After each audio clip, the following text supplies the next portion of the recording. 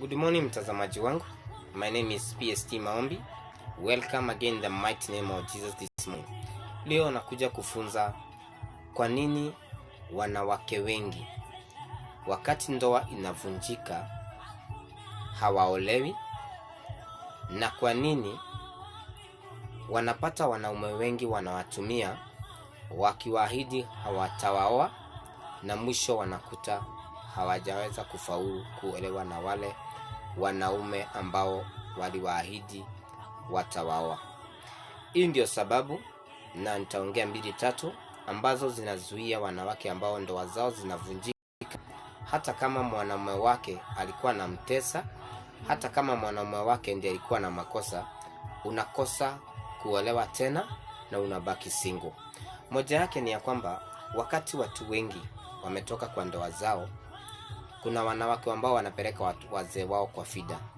Wanasema watasaidia watoto wao na ni master wasaidie, without knowing wakati mwanamume wako anasaidia watoto wako. We mtazamaji, we mke ambaye uliachwa, one thing you must understand, huyo mwanamume ni mume wako bado, juu bado anashughulikia watoto wako, bado you are connected.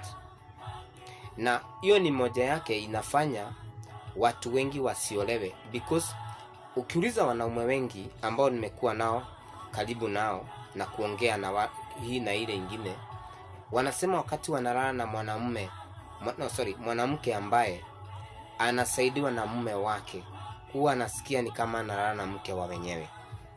Na ni juu ile vunja ile uhusiano wenu kabisa, juu bado anasaidia watoto wako. Hata mara mingi anakupigia simu anakuuliza unaendeleaje, na bado unamjibu vizuri. Kwa hivyo ni mume wako bado. Ile inazuia wanaume wengi wakati wanalala na wewe wana ile uoga. Na wewe mtazamaji wangu, nataka uulize mwanamume yule ambaye uko naye, utasikia kwambia kila naye kuna kuoga, anasikia ni kama analala na bibi ya mtu. Hiyo ni moja.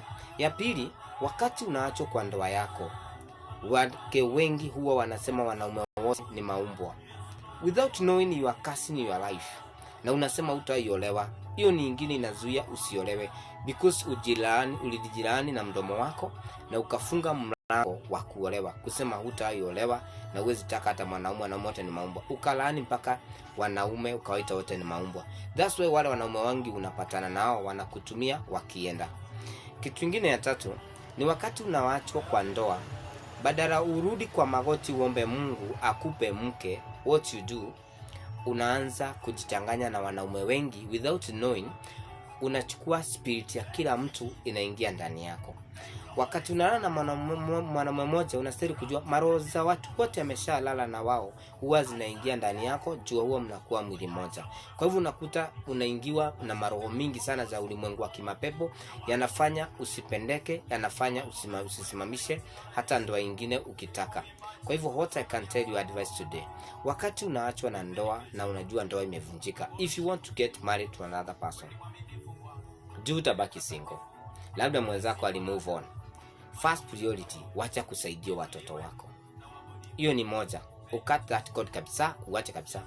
Ingine, wacha kulaani ndoa wakati unatoka mwaka na kusema wanaume ni maumbwa na sitaolewa. Jibariki useme nitaolewa na nitapata mtu mzuri hata kama ule alinitesa ama alitaka kuniua. Najua Mungu utanipa mtu mwaminifu.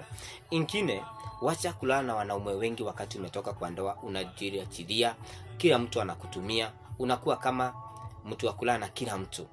Kuwa na principles. Hiyo ni hekalu la Mungu. Ukiweka ikiwa safi, Mungu atakutumia na utapata ndoa yenye amani na utaweza to go far in the mighty name of Jesus. I think you learned kitu leo. God bless you for watching me.